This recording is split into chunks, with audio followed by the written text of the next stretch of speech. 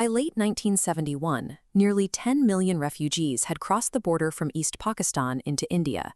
With diplomatic efforts failing, the two nations were moving toward a total military confrontation. After being sidelined during the 1965 conflict, the Indian Navy required a successful campaign to justify its strategic importance and determine the war's outcome at sea. Pakistan, however, held a significant maritime advantage on both coasts. In the west, they operated from the port of Karachi, a heavily fortified naval stronghold protected by modern radar and coastal batteries. On the eastern seaboard, Pakistan deployed the PNS Ghazi. As the first long-range attack submarine in South Asia, it was the most lethal vessel in the region. The Ghazi's primary objective was to find and destroy the INS Vikrant, the centerpiece of India's naval power. India could not rely on a direct, brute force engagement to overcome these threats.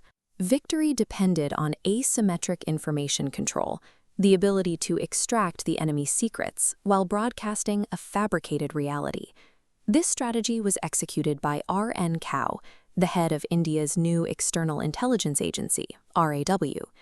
The Navy's plan to attack Karachi was stalled by a total lack of visibility. They had no data on the port's upgraded radar installations or its anti-aircraft fortifications. To bridge this gap, RAW blackmailed a commercial doctor, using his civilian vessel to smuggle 2 intelligence operatives into the heart of the Karachi harbor.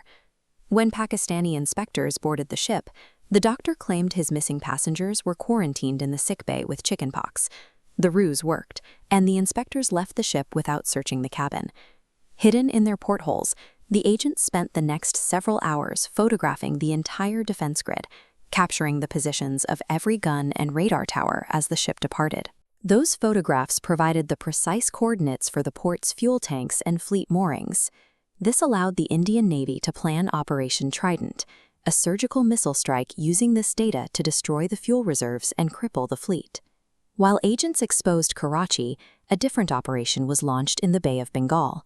Intercepted signals confirmed the PNS Ghazi was patrolling the coast, searching for the INS Vikrant. Admiral Krishnan responded by hiding the Vikrant in a remote anchorage in the Andaman Islands, removing it entirely from the expected combat zone. He then deployed a decoy. The INS Rajput, an aging World War II-era destroyer, was ordered to impersonate the aircraft carrier. The Rajput began broadcasting heavy radio traffic, simulating the electronic signature of a massive carrier group to keep the Ghazi's attention fixed on the coast. The deception extended to the shore. Krishnan ordered massive quantities of food and supplies from local contractors in Vishakhapatnam, ensuring enemy spies would report that the Indian fleet was still in harbor.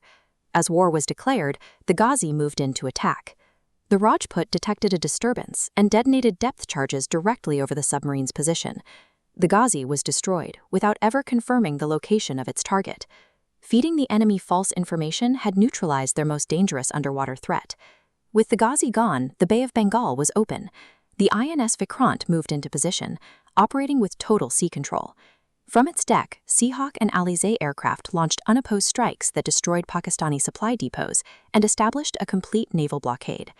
Cut off from reinforcements and supplies, the military position in the east became untenable.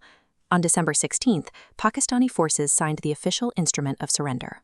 While the fighting lasted 13 days, the naval outcome was secured by intelligence operations completed in the weeks before the first shots were fired. By extracting the truth in the west and selling a lie in the east, India demonstrated that asymmetric deception is the most effective weapon in modern maritime war.